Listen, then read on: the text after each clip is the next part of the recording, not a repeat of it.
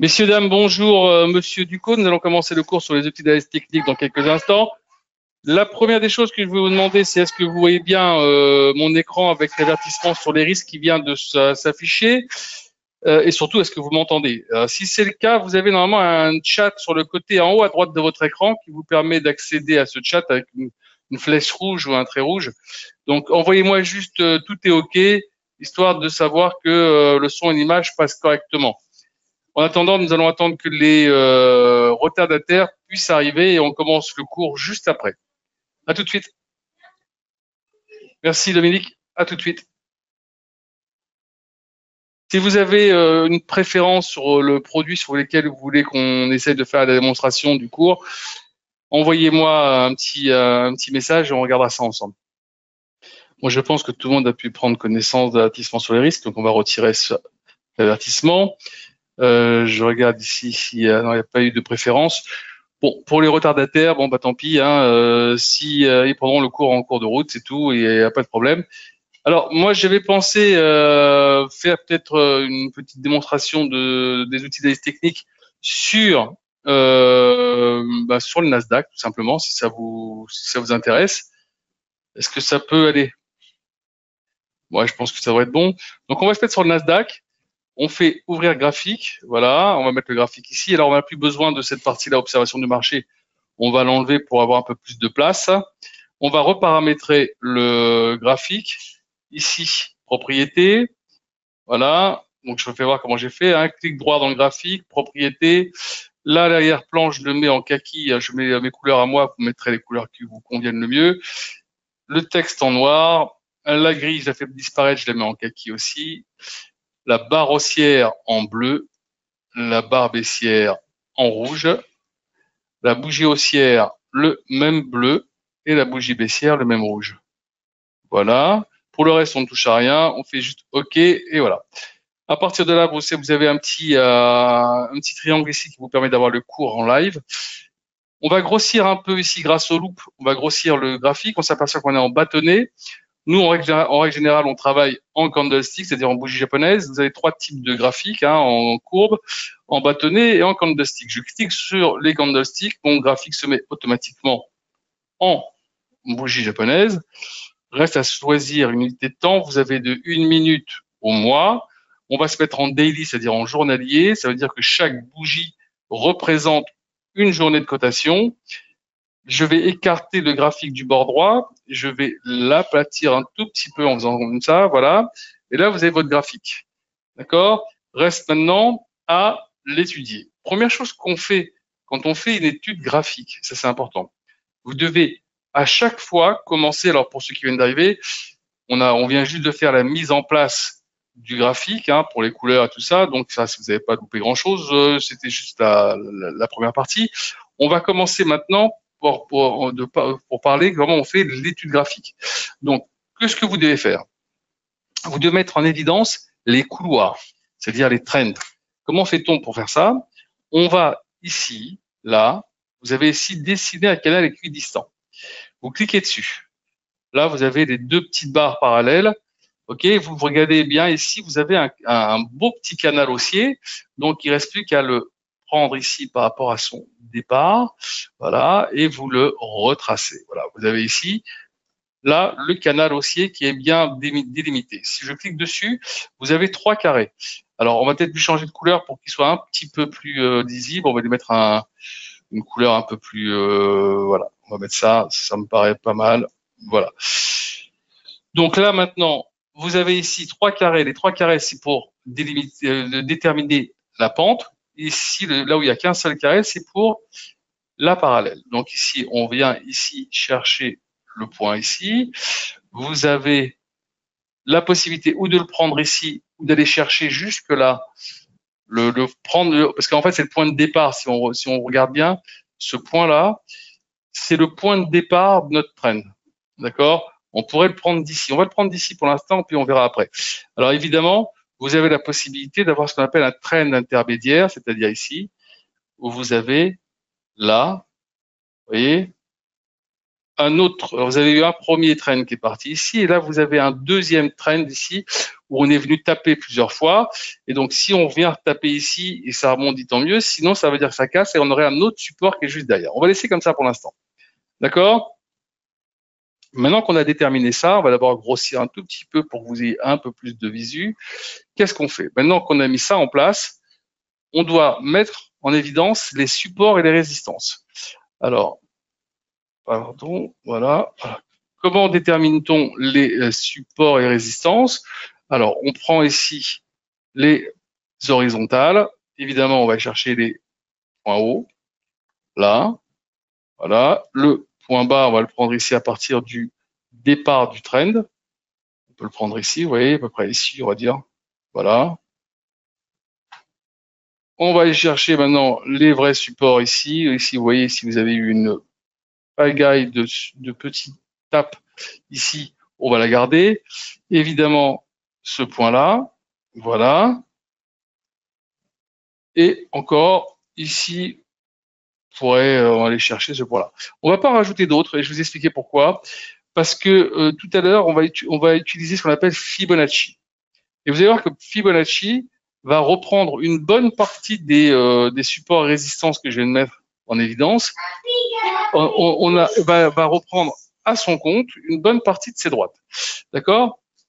Donc maintenant qu'on a mis ça, on peut commencer à aller dans insertion et commencer à mettre dans le graphique des outils qui vont nous aider à analyser davantage ce graphique. Alors je vais dans ici indicateur, trend, Bollinger Band. Là, j'appuie, les bandes de Bollinger apparaissent ici, je ne touche pas à la programmation. Si vous voulez changer la couleur, vous pouvez, la couleur du trait ou la grosseur du trait, vous faites OK, et vous allez avoir ici, dans le couloir, vous allez avoir les bandes de Bollinger qui viennent de se positionner. Alors, qu'est-ce que c'est que les bandes de Bollinger?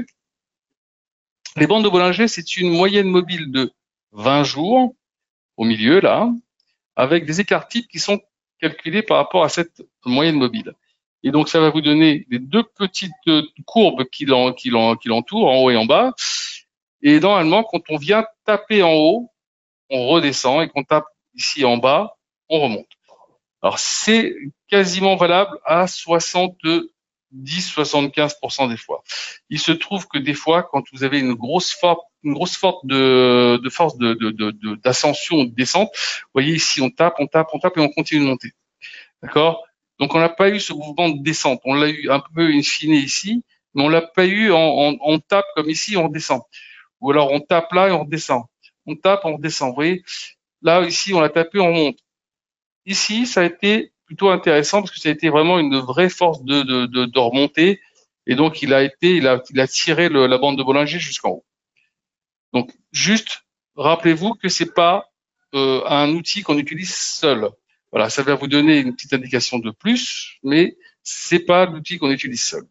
Donc maintenant, insertion, indicateur, on va dans oscillateur, et là on va chercher les Relative Strain Index, c'est-à-dire les RSI. On a entendu parler des RSI, j'imagine. Donc j'appuie ici sur RSI. On ne touche pas encore à la programmation. Si vous voulez toucher à la couleur ou la grosseur, vous faites comme ça, et il n'y aura pas de problème. Là, sur le graphique, la RSI vient de se mettre. Donc, on va rapetissir un petit peu ici sur le graphique parce que ça prend trop de place. Et on voit ici ce graphique, d'où il sort, qu'est-ce qu'il veut dire. Donc ça, c'est quoi? C'est en fait un rapport entre les moyennes des hausses et les moyennes des baisses des 14 derniers jours, qui va vous donner ce petit graphique, qui va osciller entre 0 et 100. Alors, quand on est proche des 70 ou au-dessus, marché en surachat. Quand on est proche des 30 ou en dessous, marché en survente. Maintenant, très souvent, on a eu des marchés qui ont été bien au-dessus. Alors, on va mettre ici des petites horizontales pour l'encadrer. Là, on s'aperçoit que la dernière fois qu'on a eu cette baisse, vous voyez ici, on est monté jusqu'à 77, 78 de RSI. Comme ici, vous voyez, on tape ici à 67, 77, on a eu une petite baisse. D'accord? Là également, on est revenu taper quasiment sur les 76, 77. Là, vous voyez, on a eu la baisse. Donc, pour le moment, on est aux alentours des 59, 60. Donc, on va dire qu'il n'y a pas encore une surchauffe par rapport au produit. d'un point de vue RSI. D'accord? Donc, à l'heure actuelle, cet élément-là me donne pas d'indication de me dire qu'il faut se mettre à la vente. Voilà. Donc, je le garde ici, je le surveille, et ça sera intéressant. Ni à l'achat, ni à la vente d'ailleurs. Si on le petit, la petite horizontale qu'on a mis en haut, on va la mettre aussi en bas, et on va s'apercevoir ici, vous voyez, qu'on n'a pas été sur les 40 depuis un petit moment. Ici, là, ça a été là. Mais si on veut chercher les 30, il pourrait revenir quasiment au mois d'avril 2025. Vous voyez, c'est la seule date où on a été jusqu'à 18 ici en termes de baisse. C'est à l'époque où Trump avait commencé ses droits de douane. Ça avait quand même fait assez peur au marché. Depuis, on a largement récupéré ce qu'on avait perdu, voire cherché au-dessus. Bon, maintenant, on va continuer. Là, vous avez vu pour les RSI, on va retourner dans insertion, indicateur, et on va toujours dans oscillateur. On va chercher ce qu'on appelle les MACD. MACD, j'appuie dessus. Voilà, vous pouvez paramétrer les couleurs ou la grosseur du trait. Vous faites OK. Et vous allez avoir ici votre MACD qui va s'afficher. Alors, qu'est-ce que c'est que les MACD? Tout simplement, c'est deux moyennes mobiles exponentielles de 12 à 26 jours. D'accord? Alors, ne vous inquiétez pas, tout ça, c'est calculé automatiquement, c'est pas à vous de le faire. Hein. Vous allez avoir un signal, d'accord, et les MACD. Si vous êtes au-dessus du signal marché haussier, dès que vous commencez à repartir un petit peu, à avoir des MACD un peu plus courtes, attention, tournement, ça fait une sorte de petite courbe. Ici, hop, on repasse en dessous du signal, vous voyez bien l'accélération. Regardez ici, on a essayé, ça fait assez hallucinant parce que on est collé à la MACD ici, quasiment depuis maintenant, on le voit bien, hein, c'est encéphaloplat. On est collé sur cette ligne rouge quasiment depuis le mois de juin. Vous vous rendez compte? Et même quand ça rebaisse un petit peu, la seule fois où ça a décalé par rapport à la ligne rouge, qui a le signal, c'était ici. On a eu un chiffre du chômage qui n'était pas terrible et que ça a fait baisser un peu les marchés. Depuis, on est revenu se recoller sur la ligne rouge et pour l'instant, on n'arrive pas à passer au-dessus. Hein. Faut quand même bien le signaler. Le marché a quand même un petit peu de saturation. Que ce soit sur la MACD, que ce soit sur la RSI, on s'aperçoit quand même que le marché sature. Si vous regardez bien, le canal dans lequel on est très restreint. Hein. OK? Pardon. Maintenant qu'on a mis ça en évidence, on va aller chercher un autre indicateur pour voir si lui il peut nous donner encore une petite indication supplémentaire. Oscillateur stochastique. Je clique dessus, je fais OK, et voilà, stochastique. Alors les stochastiques à la base, je vous dis ce que c'est un produit qui avait été créé pour la répartition du hasard et un économiste du nom de George Lane l'a pris pour essayer d'analyser IBM. Il s'est aperçu que ça lui a donné des petites indications intéressantes. Depuis, une grande partie de la communauté des traders l'utilise. Donc comment ça se dit? Un peu comme pour les MACD, vous avez ici en vert la stochastique et en rouge le signal. Donc quand on est au-dessus, marché haussier. Quand on passe en dessous, marché baissier. Là, vous voyez ici, tac, on a cassé ici, le marché était baissier. C'est à partir de là, on a commencé à le casser. Vous voyez ici. Donc là, on commence là ici également. Maintenant, on commence à avoir une petite cassure. Alors, est-ce que ça va se confirmer? C'est la question. Ou alors, on va faire un peu ce qu'on a fait ici.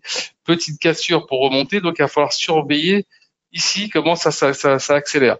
Si vous voyez que la stochastique continue à s'écarter en plongeant vers le bas, c'est que ça y est, c'est parti. On aura certainement un plongeon de la RSI et un petit plongeon de la MACD ici. D'accord? Donc, surveiller ça, c'est important. OK, jusque-là? Vous êtes avec moi ou il y a des choses que vous voulez sur lesquelles vous voulez qu'on revienne? Vous avez un chat, je répète pour ceux qui sont arrivés en retard, vous avez un chat sur le côté en haut à droite qui vous permet de poser des questions. Donc, si vous avez des questions, n'hésitez pas. Je regarde de temps en temps s'il y a des questions qui arrivent. S'il y a des choses sur lesquelles vous voulez qu'on revienne, je reviens, il n'y a pas de problème. Donc, ne laissez pas avancer et qu'à la fin, vous n'avez pas compris quelque chose qu'on a vu au début. Ça serait dommage. D'accord? Donc, on va revenir sur ça. Tout à l'heure, je vous ai parlé de Fibonacci. Donc Fibonacci, c'est ici. Je clique dessus. je prends le début de mon trend que j'ai dit qu'on partait à partir de là, puisque c'est de là qu'on est parti en disant que c'est le début de toutes les variations. Vous voyez, je suis revenu sur mon haut, je lâche, et comme vous voyez, donc évidemment, la ligne rouge qui était ici ne sert à rien. Regardez celle-ci, elle est collée, hein, donc on peut l'enlever. Celle-ci aussi, elle est collée. Vous voyez, tout ce qu'on a mis tout à l'heure de façon un peu empirique, bon, celle-là, elle est un peu indépendante, on va la laisser, d'accord? Donc vous avez maintenant tout un ensemble, et si évidemment celle-ci aussi elle sert plus, on peut l'enlever. Voilà, vous avez tout un ensemble de résistances et de supports qui vont vous permettre, d'accord, de pouvoir vous dire voilà, on est là. Si des fois ça redescend, on sait qu'on a un gros support qui va être ici aux alentours des 22 800, 830 à peu près. Donc voilà, et que c'est derrière, si ça casse ici, vous en avez un autre retracement 38,2 qui sera aux alentours des 22 220. Voilà, vous avez tous ces points-là qui vous sont donnés avec Fibonacci. C'est intéressant de l'avoir mis en évidence. D'accord jusque-là? Alors, il y a d'autres éléments à mettre en place. D'accord, je vais essayer de gagner un peu de place ici. Voilà, on va essayer aussi d'en gagner là. Attendez, tac, tac, tac, on va rebaisser ça comme ça. On va rebaisser ça ici. Voilà, que ce soit un peu plus clair. Voilà. C'est les moyennes mobiles classiques. Alors, vous allez toujours dans insertion, indicateur, et là, dans trend, vous allez dans moving average. Là, vous allez choisir trois moyennes mobiles qui sont importantes. La 50 jours, là voilà, elle est collée avec le bas de la bande de Bollinger et quasiment collée avec le trend qu'on a délimité ici. D'accord? Donc ça veut dire que là, vous avez une sacrée résistance et même collée quasiment sur le retracement 23,6 Fibo. Donc là, c'est une résistance assez importante et assez forte. D'accord? On peut comprendre d'ailleurs que ce soit une grande résistance parce qu'on voit bien la consolidation qu'on a fait dans cette zone-là et on l'a ici. D'accord? Maintenant qu'on a mis cette première moyenne mobile, qui est importante, hein, donc vous pouvez vous dire que si demain on venait à casser cette moyenne mobile, on aurait très certainement une accélération baissière qui pourrait se mettre en place. D'accord? Par contre, si on vient, comme on l'a fait ici, taper et rebondir, c'est aussi une possibilité. Donc vous surveillez bien cette moyenne mobile des 50 jours en daily. Là, on va aller chercher encore une autre moyenne mobile qui se trouve être la 100 jours. Donc on va aller mettre à 100 jours.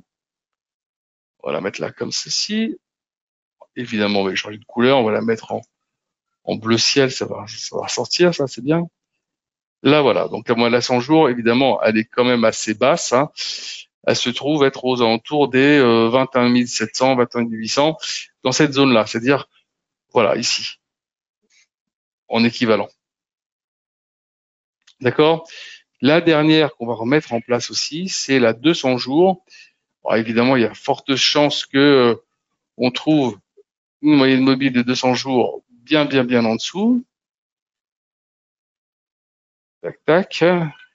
On va lui mettre une autre couleur flashy, un jaune comme ça devrait ressortir. Elle est là. Elle est juste là. Alors, elle ressort pas des masses, on va peut-être lui changer. Propriété de la 200 jours.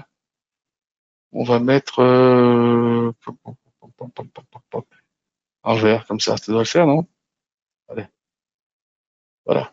Elle est là et elle est collée, regardez, elle n'est pas très loin de la 200 jours, ici, la 100 jours, et elle est collée au retracement Fibo 61,8, c'est-à-dire aux alentours des 21 240. Bon, là, vous avez toutes les moyennes mobiles au cas où on devait avoir les cassures d'abord de la 50, évidemment de tous les trends que nous avons ici, pour voir s'ils vont chercher après la 100 jours, voire après peut-être la 200 jours. Donc on n'y est pas encore. On peut très bien aussi avoir un marché qui continue son train insensé de montée. Hein, tout le monde le dit, c'est assez incompréhensible. Hein, mais pour tous les petits problèmes qui sont inhérents à l'économie, et à la dette et tout ça, tout le monde tire la sirène d'alarme. Ça n'empêche pas le marché de continuer de monter et de se tenir plutôt de façon exceptionnelle. Bon, c'est un peu le secret de toutes les bulles. On ne sait pas quand un jour ça va péter, mais ça pétera, ça c'est certain. Mais pour vous dire quand, ça personne pourra déterminer. On donne toujours des avertissements, mais pas de certitude. Il y a beaucoup qui ont commencé à parler de crack déjà il y a 2 ans, et aujourd'hui on est encore plus haut et ça a continué de monter. Donc vous voyez, on est là pour l'instant et on surveille. Tout ça, c'est le truc important. La seule truc que je regarde aussi qui est peut-être important aussi, c'est pour avoir des signaux. Rappelez-vous quand même qu'en 2008, quand les marchés se sont cassés la figure, le 30 ans américain avait tapé les 5 points, 5%. Donc, on n'est plus très loin, on est à 4,84, 4,85 sur le 30 ans. Surveillez quand même ces données. Ça sera peut-être des avertissements importants pour déterminer un timing éventuel d'un retournement de marché. D'accord, on n'est plus très loin donc de cette zone, ce qui s'est passé pour les subprimes en 2008. D'ailleurs, on paye encore les problèmes des subprimes et le problème du Covid sur les marchés. Quand vous avez terminé de mettre tout ça en place, évidemment, vous pouvez rajouter plein de choses, mais je vous déconseille d'en rajouter trop, parce que sinon après, vous n'allez plus rien lire sur votre graphique et vous ne saurez pas prendre une position ni à la vente ni à l'achat parce que ça sera trop surchargé. Donc vous laissez comme ça. Je pense que comme ça, c'est propre.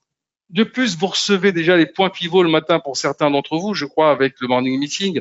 Pour ceux qui ne le reçoivent pas, demandez à votre chargé de compte de vous l'envoyer.